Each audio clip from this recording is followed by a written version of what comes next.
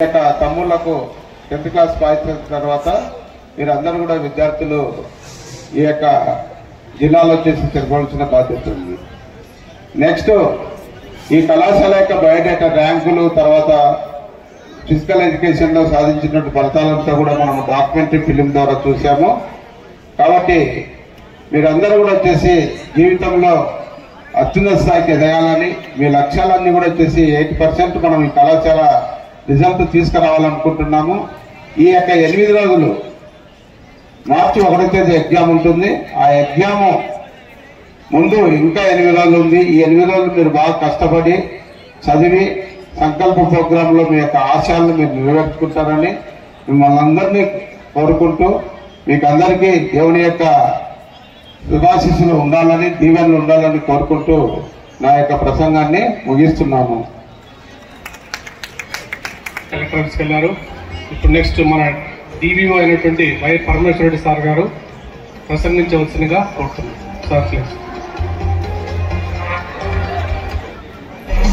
అలంకరించినటువంటి అరయవ సార్ గారికి, అదేవిధంగా మాజీ ప్రిన్సిపల్, ఈ కళాశాలకు ఎంతో సేవ చేసినటువంటి తిమ్మయ్య సారు, అదేవిధంగా మాజీ ప్రిన్సిపల్ కృష్ణారెడ్డి సారు ఈ కళాశాలకు ఎంతో సేవ చేశారు.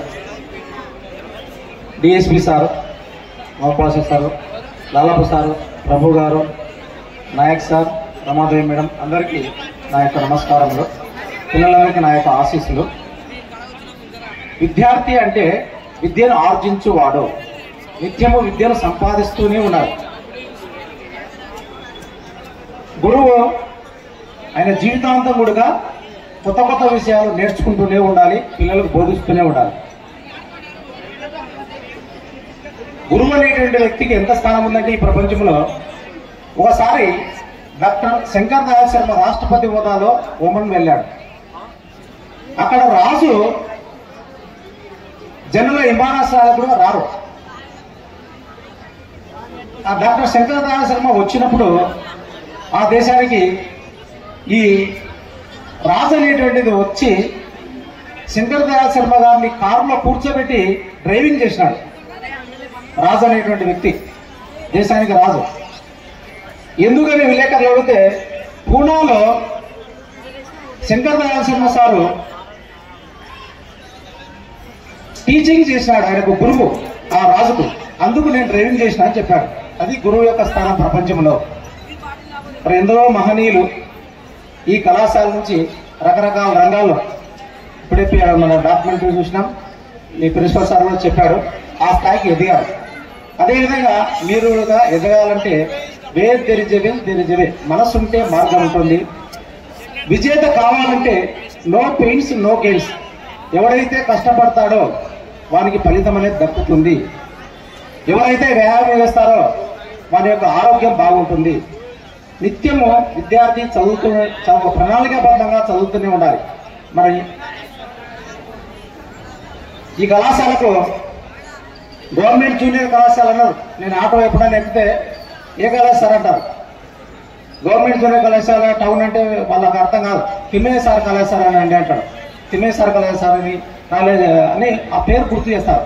అంటే ఆయన ఎంత సేవ చేసి ఉంటాడు ఇక్కడ అనేది ఒకసారి గమనించండి. ఒక ప్రిన్సిపల్ పేరుతోనే కళాశాల, ఎక్కడ పేరు లేదు తిమ్మయ్య సార్ కాలేజ్ అని. కానీ ప్రజల్లో మాత్రం కర్నూలు నగరంలో ఆటో వాళ్ళని అడుగు, కారు వాళ్ళని అడుగు, రిక్షా వాళ్ళని అడుగు, తిమ్మయ్య సార్ కాలేజ్ అంటారు. అంటే అంత ప్రత్యేకమైనటువంటి గుర్తింపు పొందారా? నాకు తెలిసి 2 రాష్ట్రాల్లో ఎవరు అంత ప్రత్యేకమైన గుర్తింపు పొంది ఉండకపోవచ్చు. మరి ఆ మహానుభావులు ఇద్దరు, కృష్ణారెడ్డి సారు, తిమ్మయ్య సారు యొక్క ఆలోచన శైలి మనకు ఎదురుగా కనపడుతున్న బిల్డింగ్ దాదాపు 70 లక్షలు ఖర్చు పెట్టి వాళ్ళ యొక్క స్టూడెంట్ ఒకే ఒక విద్యార్థి బాగా వ్యాపార రంగంలో సంపాదించి కళాశాలకు విరాళంగా ఇవ్వడం జరిగింది. ఆ స్థాయికి ఎదగాలి విద్యార్థి అనేటువంటి వ్యక్తి. ఎదగాలంటే నిత్యం చదువుతూ ఉండాలి. 24 గంటలు ఏం చేయాలని ఒక ప్రణాళిక ఏర్పాటు చేసుకోవాలి. కాలేజీ ఉన్నప్పుడు, కాలేజీ లేనప్పుడు, అంటే సెలవుల్లో ఎట్లా చదవాలి ఒక టైం టేబుల్ ఏర్పాటు చేసుకోవాలి. నిత్యము 3 నుంచి 5 ఇంగ్లీష్ పదాలు, హిందీ పదాలు నేర్చుకోవాలి చదువుతో పాటు. ఎందుకంటే వరల్డ్ ఎక్కడైనా బతకడానికి అవకాశాలు ఉంటాయి, ఇండియాలోనే కాకుండా ఎక్కడైనా. కొన్ని విద్యార్థులు అయితే ఎగ్జాంపుల్ చెప్తాను. పలమనేరులో పవన్ అనేటువంటి వ్యక్తి 7వ తరగతి వరకే చదివాడు, ఓన్లీ 7th క్లాస్. విధానంలో ఈనాడు రైల్వేలో ఆయన యొక్క ఆలోచనలు ఆచరణ రూపంలో ఉన్నాయి. అమెరికాలో ఒక ప్రసిద్ధి చెందినటువంటి యూనివర్సిటీ ఆయనకు డాక్టరేట్ ఇచ్చింది, ఆయనకు డాక్టరేట్ ఇవ్వడం జరిగింది. అంతేకాకుండా వాళ్ళ నాయన పొలంలో మందులు కొడుతూ పురుగుల మందు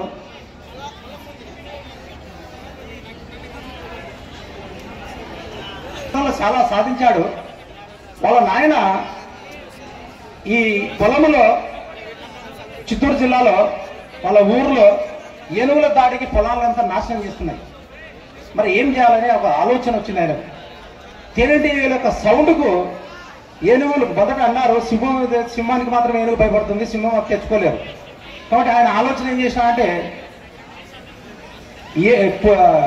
తేనెటీగల యొక్క సౌండ్ను ఒక సౌండ్ బాక్స్లో ఫిక్స్ చేసి అది ప్రపంచానికి అంతా పంపించాడు. అప్పటి నుంచి ఏనుగుల దాడులు తగ్గిపోయినాయి. ఆ విధంగా శోధించి సాధించాడు. మరి 7వ తరగతి చదివాడు, అమెరికాలో గుర్తింపు పొందాడు, పలమనేరు పవన్. కాబట్టి విద్యార్థి అనేవాడు చదవాలి, మంచి మార్కులు తెచ్చుకోవాలి, ఏదో ఒకటి సాధించాలి. ఎందుకంటే మనిషి అనేటువంటి వాడు పుట్టినప్పుడు తాను ఏడుస్తాడు, ఇతరులను నవ్విస్తాడు.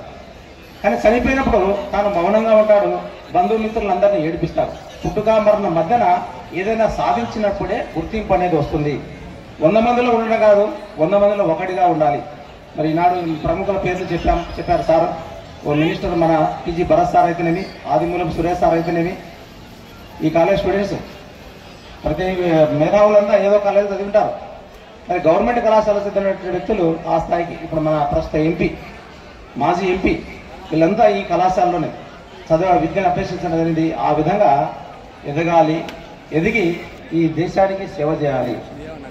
టీము ఏర్పడండి, ఒక 15 మంది ఆలోచన చేయండి. ఈ చదువు అయిపోయిన తర్వాత కూడా ఏమి చేయాలనేది, ఎట్లా బతకాలి, ఎట్లా సాధించాలి, వ్యాపార రంగం కావచ్చు, ఉద్యోగ రంగం కావచ్చు, ఏదైనా. చదువది ఎంత కలిగిన రసజ్ఞత ఇంచుక చాలకున్న నా చదువు నిరర్థకంబు గుణ సంయుతులెవ్వరు మెచ్చరచటం పదనుగా మంచి కూర నలపాకము చేసేటిదైన అందు పొదబెడు ఉప్పు లేక రుచి పుట్టగా నేర్చున్నటయ్య భాస్కర. ఇద్దరి యొక్క ఆలోచన విధానమే ఆ బిల్డింగ్. ఉప్పు కప్పురము ఒక్క పోలిక నుండు చూడ రుచుల జాడవేరు పురుషులందు పుణ్యపురుషులు వేరయా విశ్వదాభిరామ వినురవేమ. పుణ్యపురుషులు అన్నమాట. ఒక బిల్డింగ్, మంచి బిల్డింగ్ మన కళాశాలకు అందించడం జరిగింది. వాళ్ళ యొక్క ఆలోచన, వాళ్ళ యొక్క స్టూడెంట్ యొక్క శ్రమ ఫలితం డబ్బు సంపాదించి ఆ డబ్బుని ఇక్కడ విరాళంగా ఇవ్వడం జరిగింది. ఇంతటితో మీరందరూ మంచి స్థాయిలో వెళ్ళాలి, ఎదగాలని ఆకాంక్షిస్తూ నాకు ఈ అవకాశం ఇచ్చినటువంటి మీ ప్రిన్సిపల్ గారికి, అధ్యాపక బృందానికి ధన్యవాదాలు తెలియజేస్తూ ముగిస్తుంది. Thank you sir.